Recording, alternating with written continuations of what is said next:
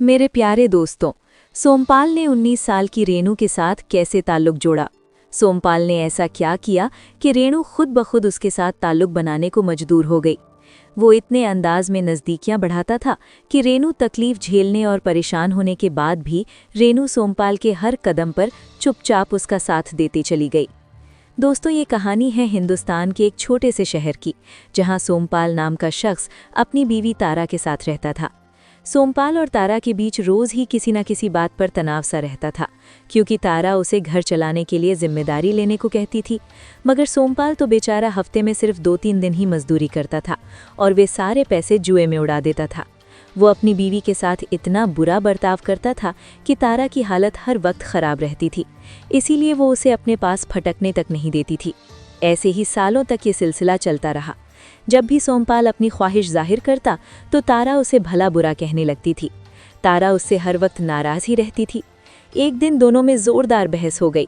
सोमपाल ने तारा को पीट दिया। तारा गुस्से में मायके चली गई। अब सोमपाल घर में बिल्कुल अकेला पड़ गया। वो सोचने लगा कि कुछ तो करना पड़ेगा। कई दिन तक खूब मेहनत मजदूरी की। मन में ठान लिया कि अब सुधर के दिखाऊंगा।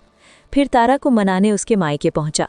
वहां जाकर बोला, देखो तारा, जो हो गया सो हो गया, अब मैं बदल गया हूँ, घर चलो, अब दोबारा ऐसा कभी नहीं होगा, तुम जैसा कहोगी वैसा ही करूँगा दोस्तों। मगर तारा फिर भी मानने को तैयार नहीं हुई। बोली, मुझे तुमसे तलाक चाहिए, तुम जिसके साथ रहना चाहो रहो, मैं किसी और के साथ रहूंगी, तुम अपना देखो। सोमपाल उदास होकर वापस लौट आया। ऐसे ही 5-6 महीने और गुजर गए। अकेलापन उसे अंदर से खाने लगा। एक दिन वो फिर गया और अपने सास ससुर की बहुत मिन्नतें की, लेकिन तारा ने साफ इनकार कर दिया। इसी तरह 2 साल गुजर गए। एक दिन सोमपाल ने अपने पुराने दोस्त को बुलाया। बोला, यार कोई रिश्ता ढूंढो, अब मुझे दूसरी शादी करनी है, घर काटने को दौड़ रहा है। दोस्त ने कहा, चिंता मत कर, 1 महीना दे, मैं तेरे लिए अच्छा सा रिश्ता ढूंढ लाऊंगा। दोस्तों, इतना कहकर वो चला गया और सिर्फ 20 दिन में एक विधवा औरत का रिश्ता लेकर वापस आया। सोमपाल से बोला, यार मैंने तेरे लिए ज़बरदस्त रिश्ता ढूंढा है। इसका पति 4-5 साल पहले मर चुका है, लेकिन 19 साल की एक बेटी रेणु है। तुझे उसकी भी पूरी जिम्मेदारी लेनी पड़ेगी, उसकी शादी भी करानी पड़ेगी। अगर ठीक लगे तो कर ले, लड़की बहुत सुंदर और समझदार है। सोमपाल ने कहा, कोई बात नहीं यार, हम उसकी शादी भी करा देंगे, लड़की की माँ अच्छी है ना। दोस्त बोला, अरे वो तो नंबर 1 है, चल कर देख ले। फिर दोनों उस औरत के घर गए। वहां जाकर देखा तो रेणु सच में बहुत खूबसूरत थी। उसकी माँ मधु भी बहुत आकर्षक थी। दोनों ने मधु से बात की और उसी दिन शादी तय कर ली। शादी के बाद सोमपाल मधु और रेणु को अपने घर ले आया, क्योंकि मधु अपनी और बेटी की ज़रूरतों से बहुत परेशान थी। ज़रूरतें पूरी नहीं हो रही थीं, इसलिए शादी के बाद वो भी बहुत खुश थी। सोमपाल और मधु दोनों की दिलों में खुशी की लहरें दौड़ गईं। वो रात भर एक दूसरे के करीब रहे, सुहागरात जैसे पल जीते रहे। इतनी नज़दीकियों के बाद मधु अब सोमपाल की दूसरी बीवी बनकर उसके साथ रहना पसंद करने लगी थी, क्योंकि वो खुशी वाला पल उनके बीच कई बार करीब आया करता था और मधु भी चुपचाप उसका पूरा साथ देती थी। उसे भी इस रिश्ते में सुकून मिलने लगा था। उसका पति तो कई साल पहले गुजर चुका था, इसलिए वो भी अकेले में तड़प रही थी। ऐसे ही दोनों खुशी से अपनी ज़िंदगी गुजारने लगे थे। कुछ ही महीनों बाद मधु गर्भवती हो गई और डिलीवरी का वक्त पूरा हो गया। तभी उसे तेज दर्द हुआ। सोमपाल तुरंत उसे अस्पताल ले गया, वहां भर्ती कराया। डॉक्टरों ने बताया कि पेट में जो बच्चा था वो अब इस दुनिया में नहीं रहा। सोमपाल ने कहा, डॉक्टर साहब, पैसे की कोई चिंता मत करो, जो भी लगे मैं करूंगा। बच्चा चला गया, पर मेरी बीवी की जान सबसे कीमती है। पैसे जमा हुए, डॉक्टरों ने इलाज शुरू किया, लेकिन बदकिस्मती से मधु भी इस दुनिया से चली गई। सोमपाल और रेणु का रो रो बहुत बुरा हाल था। साथ में 19 साल की रेणु भी थी। 20-25 दिन गुजर गए। सोमपाल को मधु की याद बहुत सताने लगी। वो हर वक्त मधु के ख्यालों में डूबा रहता। अब वो पूरी तरह टूट चुका था। उसकी दूसरी बीवी भी उसके साथ नहीं रही। मधु की यादों ने उसे अंदर से तोड़ दिया था। घर में रेणु तो थी, पर फिर भी वो बिल्कुल अकेला महसूस करता था।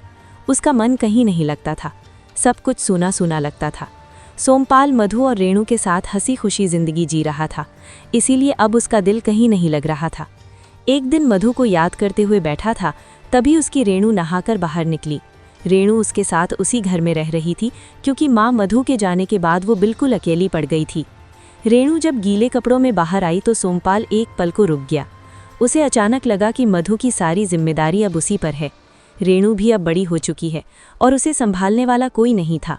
वो हैरान था और सोच रहा था कि घर में अकेले रहते रहते उसे पता ही नहीं चला कि रेणु कितनी जल्दी बड़ी हो गई है। वो बार बार अपने दिल को समझा रहा था, यार ये मेरी जिम्मेदारी है, मधु की आखिरी निशानी, मुझे इसे संभालना है, हिम्मत देनी है, सुरक्षित रखना है। सोमपाल ने सोचा कि अब उसका कोई नहीं और रेणु का भी कोई नहीं, इसलिए अब दोनों को मिलकर ही ये मुश्किल जिंदगी काटनी है। फिर उसने रेणु को पास बुलाया, चारपाई पर अपने बगल में बिठाया, उसके बालों पर हाथ फेरते हुए प्यार से बोला, रेणु तुम्हें अपनी माँ की बहुत याद आती होगी, जब भी दिल भारी हो मेरे पास आ जाना, हम दोनों एक दूसरे का सहारा हैं। रेणु की आंखें भर आईं। वो चुपचाप सिर हिलाकर बैठ गई, क्योंकि उसे पहली बार लगा था कि सोमपाल सच में उसकी फिक्र करता है। तुम्हें घबराने की जरूरत नहीं, वो रेणु के सर पर हाथ फेरकर बाल सहलाता था। रेणु सोचती थी, ये तो मेरे अपने हैं जो मुझसे बहुत प्यार करते हैं, अगर मुझे दुलारते हैं तो इसमें क्या गलत। पर सोमपाल के मन में तो कुछ और ही चल रहा था। धीरे धीरे वो रेणु के और करीब आने लगा। वो रात दिन रेणु के साथ ताल्लुकात बढ़ाने के बारे में सोचता रहता। एक दिन सोमपाल सोच रहा था कि रेणु को अपने करीब कैसे लाया जाए। फिर उसने चालाकी से एक प्लान बनाया। मोबाइल में फिल्में भरवाकर रेणु को दे दी। बोला, ले रेणु, अगर रात में नींद ना आए तो देख लेना। रात को रेणु ने जब मोबाइल चलाया तो देखा कि उसमें वो सब भरा हुआ था। वो हैरान रह गई और मोबाइल बंद करके रख दिया। सुबह चुपचाप सोमपाल को लौटा दिया और अपने कमरे में चली गई। अगले दिन सोमपाल ने उसे अपने पास बिठाया और बोला, देख रेणु, आज नहीं तो कल ये सब तो तुझे सीखना ही पड़ेगा। जब कहीं शादी होगी तो काम आएगा, बहुत दिक्कत होगी, पर इससे पहले ध्यान से देख और सीख ले। ये कोई गंदी बात नहीं, तेरी माँ इस मामले में बहुत परफेक्ट थी। रेणु ने गुस्से में मोबाइल फेंक दिया और कमरे में चली गई, लेकिन सोमपाल ने हिम्मत नहीं हारी। वो रोज मोबाइल दिखाने लगा। रेणु बार बार मना करती, दूर भागती, पर यह सिलसिला रोज चलने लगा। कब तक भागती रेणु? आखिर वो भी जवान लड़की थी। फिर उसने भी धीरे धीरे साथ बैठकर फिल्में देखनी शुरू कर दी। धीरे धीरे रेणु भी मोबाइल देखने लगी। एक दिन सोमपाल ने उसे फिर पास बुलाया। दोनों साथ बैठकर वही मोबाइल देखने लगे। फिर अचानक सोमपाल ने रेणु के हाथ को अपने हाथ रखा और धीरे धीरे सहलाने लगा। उसके बालों में हाथ फेरते हुए वो उसके माथे को चूमने लगा, लेकिन रेणु ने उसे रोकते हुए कहा, ये आप क्या कर रहे हो, हमें ऐसा कुछ नहीं करना चाहिए। लेकिन सोमपाल नहीं माना। उसने उसके साथ इसी तरह सिलसिला चलता रहा। अब रेणु भी सोमपाल का साथ निभाने लगी। अगर वो साथ न देती तो और क्या करती। अब तो रेणु धीरे धीरे सोमपाल के साथ पूरी तरह जुड़ गई थी। दोनों का ये खेल करीब 2 साल तक चलता रहा। फिर जब रेणु 20 साल की हुई, एक दिन वो बाहर से पानी ला रही थी। वहीं मोहल्ले की 3-4 औरतें पानी भर रही थी। उन्होंने उसे देख लिया कि रेणु का पेट भरा भरा दिख रहा था। उन्हें शक हुआ और उन्होंने रेणु को अपने पास बुलाया। जब रेणु का पेट देखा तो पता चला कि वो कम से कम 6-7 महीने की।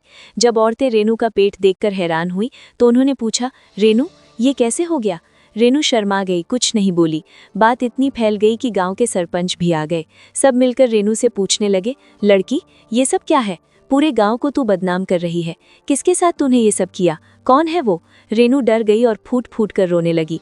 सरपंच ने कहा, डरो मत, जो हुआ है वो बताओ। तभी पुलिस को बुलाया गया। पुलिस आ गई और रेणु को साथ लेकर थाने चली गई। थाने में पुलिस वालों ने बड़े तेवर दिखाए, धमकाया। रेणु डर के मारे रोती रही। धीरे धीरे उसने सब कुछ बताना शुरू किया। कैसे सोमपाल वीडियो लाता था, उसे दिखाता था, कैसे दोनों साथ बैठकर वो सब करते थे जैसे फिल्मों में दिखाते हैं। रेणु का दर्द सुनकर सब लोग हैरान और दुखी हो गए। पुलिस वाले भी हैरान रह गए। जब ये बात पूरे मोहल्ले में फैली कि सोमपाल ने रेणु के साथ ऐसा किया है तो सबके पैरों तले जमीन खिसक गई। लोगों को यकीन ही नहीं हुआ कि कोई ऐसा कर सकता है। उस घर का नाम पूरी तरह दागदार हो गया। फिर पुलिस ने सोमपाल को पकड़ लिया और जेल भेज दिया। कोर्ट ने उसे उम्र कैद की सजा सुना दी ताकि कोई आगे ऐसी हिम्मत ना कर सके। उसके बाद रेणु घर में अकेली रहने लगी। कुछ दिनों बाद रेणु के पेट में दर्द हुआ। पड़ोस की औरत ने अपने पति के साथ मिलकर रेणु को अस्पताल पहुंचाया। वहां उसने एक बेटे को जन्म दिया। फिर वो अपने बेटे को लेकर घर में रहने लगी। मोहल्ले वाले उसे ताने मारते चढ़ाते। एक दिन रेणु ने तंग आकर इस दुनिया को छोड़कर जाने का फैसला कर लिया। बेटे को घर में छोड़ दिया और जंगल में पेड़ पर रस्सी लटकाई। जैसे ही रेणु ने रस्सी गले में डाली तभी मोहल्ले के रविंद्र ने देख लिया। वो जोर से चिल्लाया और दौड़कर रेणु को पीछे से पकड़ लिया। रस्सी छीनकर फेंक दी। बोला, ये क्या करने जा रही थी तू पागल लड़की?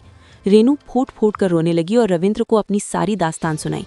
रविंद्र ने उसे गले से लगा लिया। उसकी पीठ सहलाते हुए बोला, चल मेरे साथ, आज से तू मेरे घर रहेगी। मैं तेरे बेटे को भी अपने घर में रखूंगा। कोई कुछ बोलेगा तो मैं देख लूंगा। रविंद्र 40 साल का मजदूर आदमी था। उसकी बीवी साल भर पहले किसी और के साथ भाग गई थी। घर में 2 छोटी बेटियां थीं। वो दिन रात मेहनत करता, बेटियों को पालता, लेकिन घर में औरत की कमी हर वक्त खलती थी। जब रविंद्र रेनू और उसके बच्चे को घर लाया तो उसकी बेटियां पहले तो हैरान रह गईं, लेकिन रविंद्र ने उन्हें गोद में उठाया और बोला, देखो बेटियों, आज से हमारे घर में एक नई मेहमान आई है और ये तुम्हारा छोटा भाई। आज से हम सब एक परिवार हैं।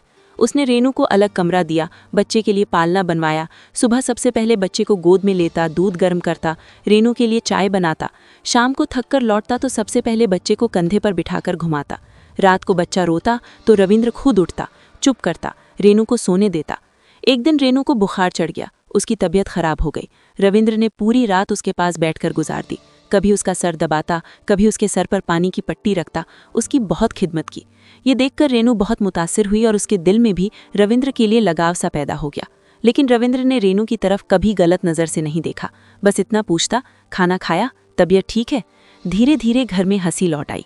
रविंदर की बेटियां रेनू के पास खेलती, उसके बच्चे को खिलाती थी। 8-9 महीने बाद एक दिन सरपंच रविंदर के घर गया और बोला, रविंदर, रेनू अब ठीक है। पड़ोस के गांव में एक अच्छा लड़का है, 25 साल का, उसकी बीवी मर चुकी है, कोई बच्चा नहीं। मैं रेनू की शादी उसी से कराना चाहता हूँ। तुम्हारी क्या राय है? वो उसके बेटे को भी अपना लेगा। रविंदर ने सिर झुका लिया, उसकी आंखें नम हो गईं, आवाज़ कांप गई। जैसे सरपंच जी की मर्जी। घर में अंदर लौटा तो चुपचाप कोने में बैठ गया, आंखें लाल की। रेनू सब सुन चुकी थी। वो रविंदर के पास आई, धीरे से बोली, आप उदास क्यों हैं? रविंदर ने मुंह फेर लिया, बोला, कुछ नहीं, बस खुशी है कि तेरी जिंदगी संवर जाएगी। लेकिन दिल उदास था, समझ रहा था अब रेनू उसके घर से चली जाएगी। अगले दिन पंचायत बुलाई गई, सारा मोहल्ला जमा था। सरपंच ने सबके सामने कहा, रेनू की शादी हम उस लड़के से कर रहे हैं, किसी को कोई ऐतराज़ तो नहीं? सबने एक जुबान में कहा, सरपंच साहब, हमें खुशी है इस बात की, किसी लड़की का घर बस जाए। रेनू चुपचाप खड़ी थी, फिर अचानक आगे बढ़ी, सरपंच के सामने खड़ी हो गई। आंखें नम थीं पर आवाज़ में हिम्मत थी। सरपंच साहब, मैं शादी करना चाहती हूँ, लेकिन उस लड़के से नहीं। सब सन रह गए। सरपंच ने पूछा, तो किससे? रेनू ने रविंदर की तरफ देखा, फिर बोली, मैं रविंदर से शादी करूँगी। पंचायत में खलबली मच गई। रविंदर के पैरों तले ज़मीन खिसक गई। सरपंच ने कहा, लेकिन बेटी, वो तो उम्र में तुमसे बहुत बड़ा है, उसकी उम्र 40 के पार है और तुम अभी सिर्फ 20 साल की हो। वो तो तुम्हारे बाप की उम्र का है। रेनू आगे बोली, बाप की उम्र का तो है, पर बाप तो नहीं है। जिस इंसान ने मुझे और मेरे बेटे को अपने घर में जगह दी, मेरे दुख में रात रात भर जागा, मेरे बेटे को अपना बेटा बनाया, कभी मेरी तरफ गलत नज़र से नहीं देखा, वो इंसान अगर 40 साल का है तो क्या हुआ? वो मेरे लिए दुनिया का सबसे नेक और सच्चा मर्द है। मैं उसी के साथ खुश हूँ, उसी के घर में रहना चाहती हूँ। अगर शादी होगी तो सिर्फ रविंदर से, वरना मैं कहीं नहीं जाऊँगी। सबकी आंखें नम हो गईं। रविंदर की आंखों से आंसू बहने लगे। सरपंच मुस्कुराया और बोला, बेटी, अगर तेरी मर्जी यही है, आज से रविंदर तेरा पति है। और इस तरह रेनू और रविंदर की शादी हो गई। दोनों अपने 3 बच्चों के साथ हंसी खुशी रहने लगे। दोस्तों, ये थी आज की सच्ची सी कहानी। पसंद आई हो तो लाइक करो, चैनल सब्सक्राइब करो, बेल आइकन ज़रूर दबा देना। शुक्रिया।